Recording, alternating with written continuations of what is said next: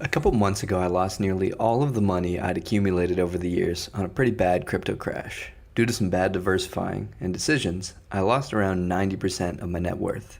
The day it happened, I had a bunch of friends who knew how deep I was in Luna check in on me to make sure I was doing okay. And to their and my surprise, I actually didn't care at all. I thought about the Stoic philosopher Seneca, how he had obscene wealth and ended up losing it all. And you can see in his famous letters to Lucilius that it wasn't top of mind for him. He was mostly discussing other philosophical subjects. I thought to myself, and told one of my friends who checked in on me, that it's not the first time I've gone completely broke, and I imagine it won't be the last. And I recently stumbled upon Marcus Aurelius' notes on the emperor before him and his adopted father, Antoninus, and his perspective on wealth. The way he handled the material comforts that fortune had supplied him in such abundance, without arrogance and without apology. If they were there, he took advantage of them. If not, he didn't miss them.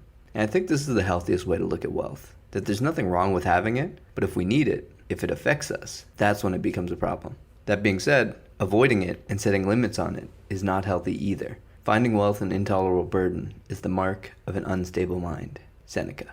If we avoid wealth, we're still putting importance on it. The opposite of love isn't hate, it's indifference. And that's how we should feel about wealth, indifferent, as it falls into the category of something outside of our control. All this being said though, the day that I did lose all my wealth, I sat down to meditate and I could feel anxiety welling up inside of me. So although I did do good with the fact of my newfound poverty and immediately started recalculating my priorities to make sure I could live and pay rent, it did still have an effect on my nerves. So alas, there's still work for me to do. But at least I feel confident knowing that I have a good outlook on it and have hopefully learned the lesson that came along with losing all of my material wealth.